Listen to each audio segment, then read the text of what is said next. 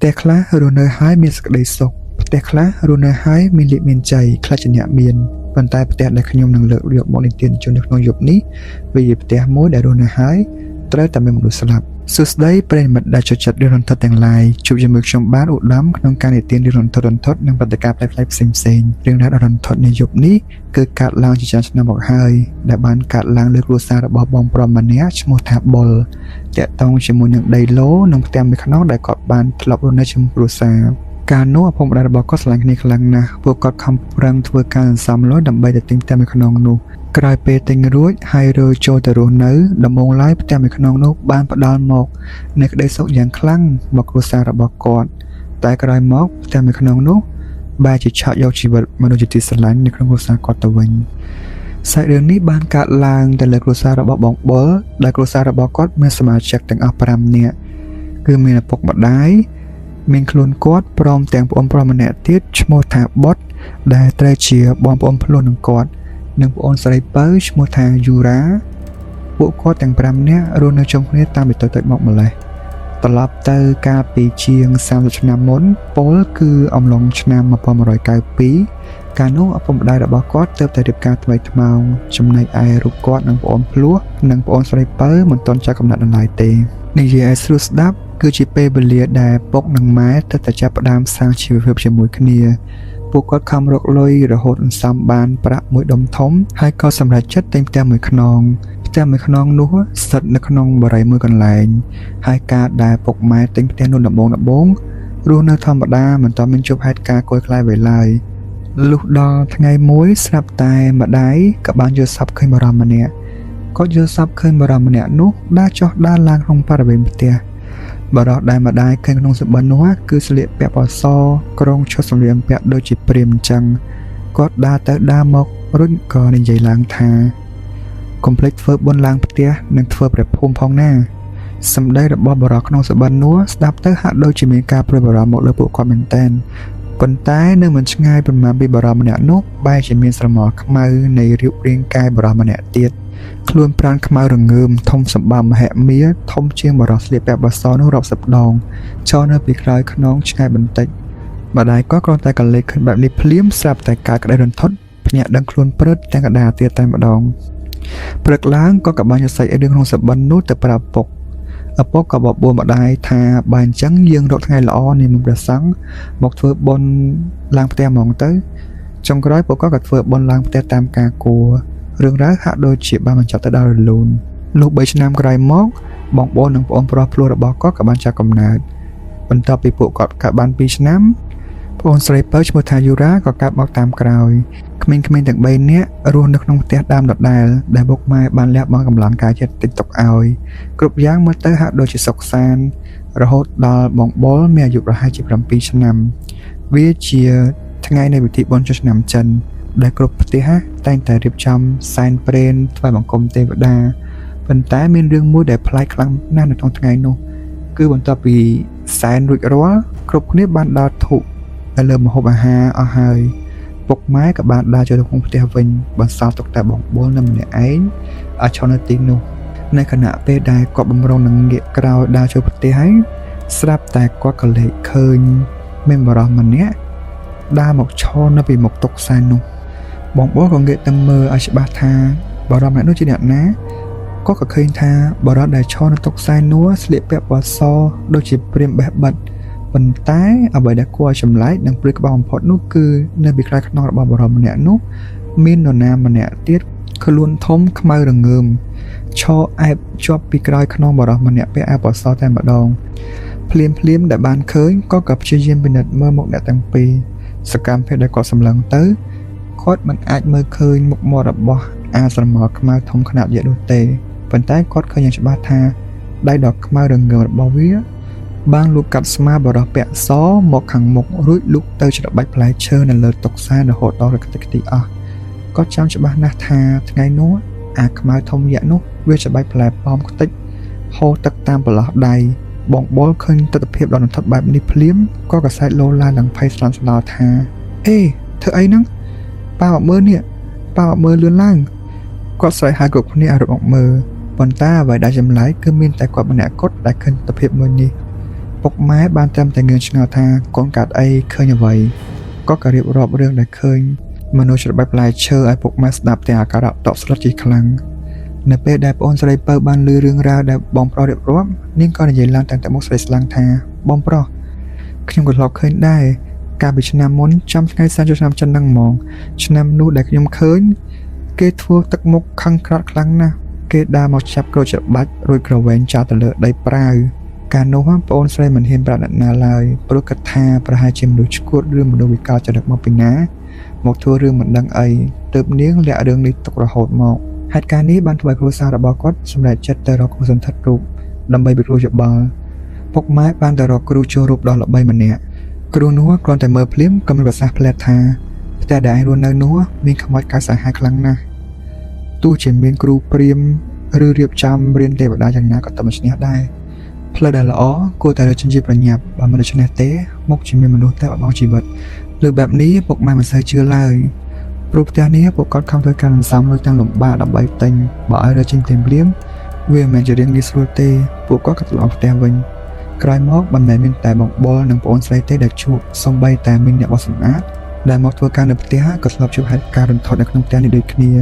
ជាទូទៅពួកវាតែងតែបង្ហាញខ្លួននៅយប់ខែដាច់ថ្ងៃសៅរ៍ធំ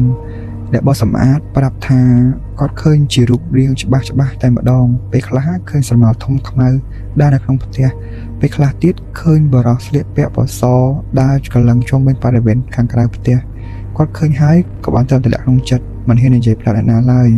ព្រោះខ្លាចគ្រប់គ្នាភ័យខ្លាចហេតុការណ៍លោកបន្លាយមិនបានថយចុះតាមពេលវេលានោះទេផ្ទុយទៅវិញវាមានតែការកើនឡើងទ្វេដងមនុស្សក្នុងផ្ទះចាប់ផ្ដើមឃើញចាប់ផ្ដើមយល់សប្តិអាក្រក់និងត្រូវតាមរស់នៅទាំងទុក្ខវេទនាបែបនេះអស់រយៈពេលជាច្រើនឆ្នាំចំណុចរបត់ដ៏សំខាន់ក៏បានមកដល់នៅថ្ងៃមួយដែលគ្រួសារពួកគាត់បានធ្វើដំណើរទៅកម្សាន្តនៅឯខេត្តមួយការទៅលេងខេត្តលើកនោះ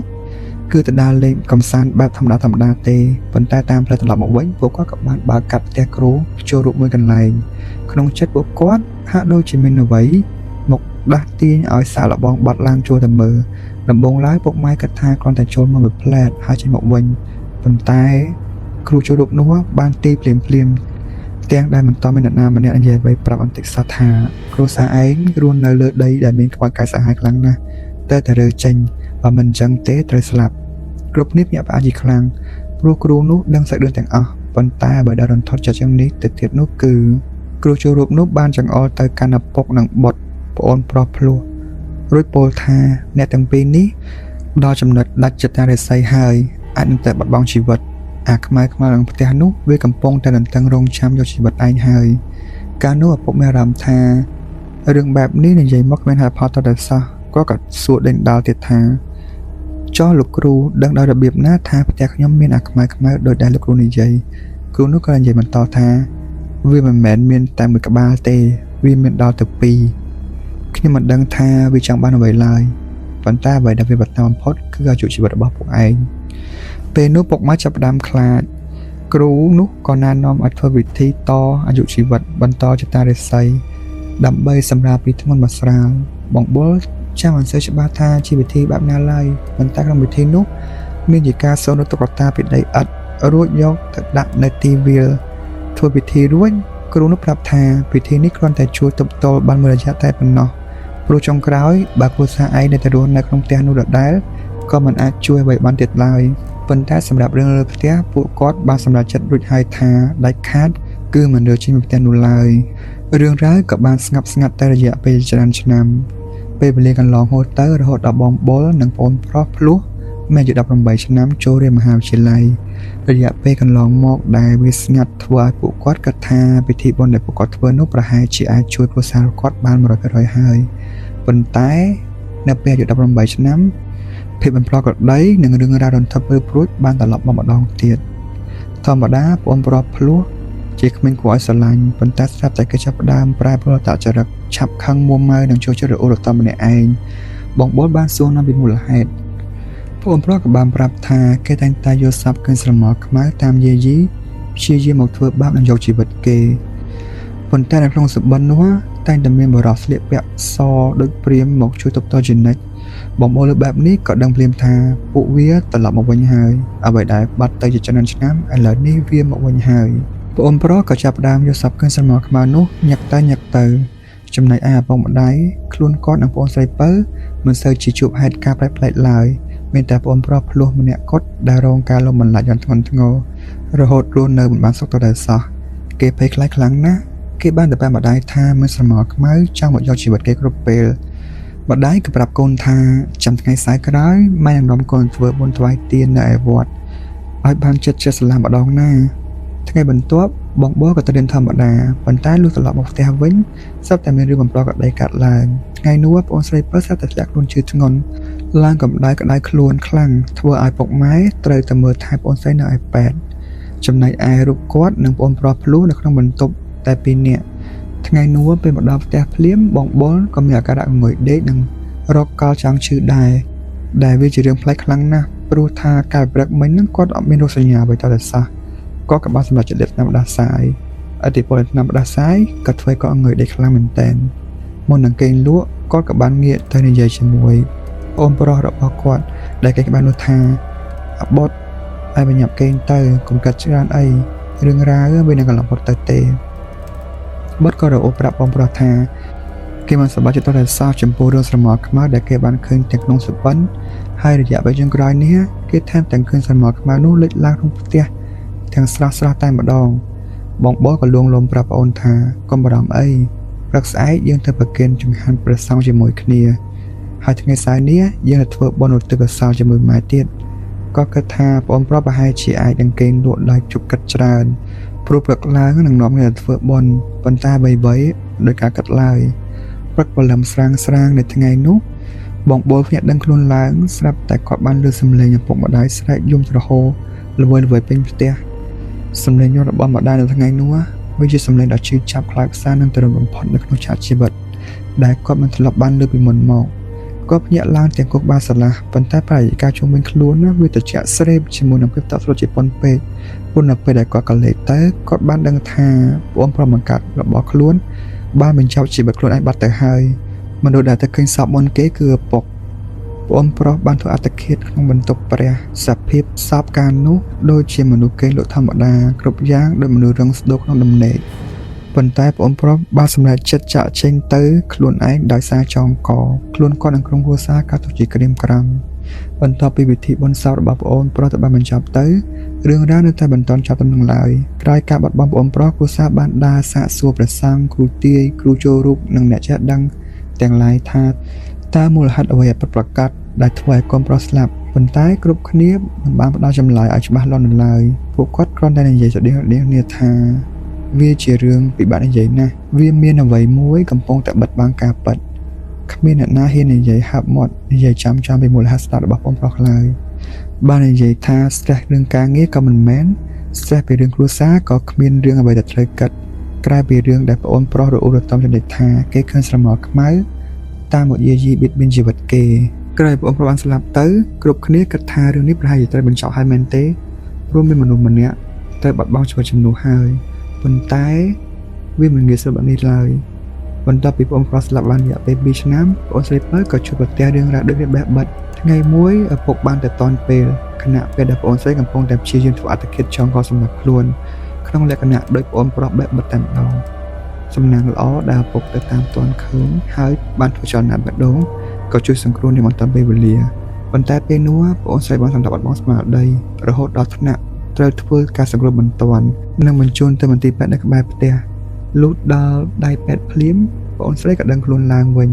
នាងប្រាប់ថានាងមិនដឹងរឿងរ៉ាវអ្វីទាំងអស់ប៉ុន្តែនៅពេលដែលព្យាយាមនឹកនាងក៏ប្រាប់ថានាងបានជួបនឹងអាខ្មៅធំយក្ស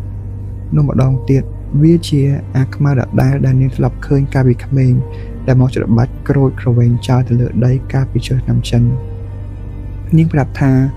វាចូលមកក្នុងសម្បត្តិរបស់នាងជាញឹកញាប់និងវាប្រហារផ្លូវចិត្តនាងកាន់តែខ្លាំងមនុស្សក្នុងផ្ទះចាប់ផ្ដើមមានចរិតប្លែកធ្លាក់ខ្លួនជឿញឹកញាប់និងរស់នៅក្នុងភាពភ័យខ្លាចរអាម្ដាយគាត់ចាប់ផ្ដើមភ័យរុញរានិងនិយាយពីស្រមោលខ្មៅនោះកាន់តែញឹកញាប់ថាគាត់យល់សប្តិឃើញវាចង់មកយកជីវិតចុងក្រោយគ្រួសារទាំងមូលមិនអាចទៅនៅក្នុងផ្ទះនោះបានទៀតឡើយបងប្រុសក៏បានស្លាប់បងស្រីក៏ស្ទើរតែស្លាប់ម្ដាយប្រែប្រួលអត្តចរិតឪពុកមានអារម្មណ៍ថាការរស់នៅក្នុងផ្ទះនេះដោយគ្មានប្អូនប្រុសវាមិនមែនជាផ្ទះដ៏មានសេចក្តីសុខទៀតទេ តែដែលធ្លាប់គិតថាជាចំណុចដ៏កក់ក្ដៅឥឡូវប្រៀបដូចជាពួកគាត់កំពុងតែស្នាក់នៅក្នុងផ្ទះរបស់អ្នកផ្សេងដែលម្ចាស់ផ្ទះប្រកាសគេមិនស្វាគមន៍និងមិនពេញចិត្តឲ្យរស់នៅទៅដល់សោះ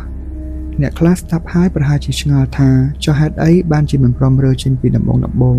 ដែលជួបហេតុការណ៍ចម្លែកចាំបាច់ទ្រាំរស់នៅធ្វើអីរហូតដល់បាត់បង់សមាជិកគ្រួសារបែបនេះ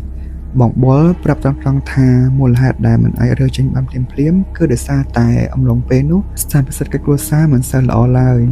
លុយកាក់គ្រប់សេនដែលពុកម៉ែខំរកបានគឺបានមកបោះទុនទិញផ្ទះមួយក្នុងនេះអស់រលីងពីខ្លួនទៅហើយពលគឺគ្មានលុយសម្រាប់រើផ្ទះឡើយគ្រួសារគាត់នៅពេលនោះត្រូវបង្ខំចិត្តធ្វើការធ្ងន់ទ្វេដង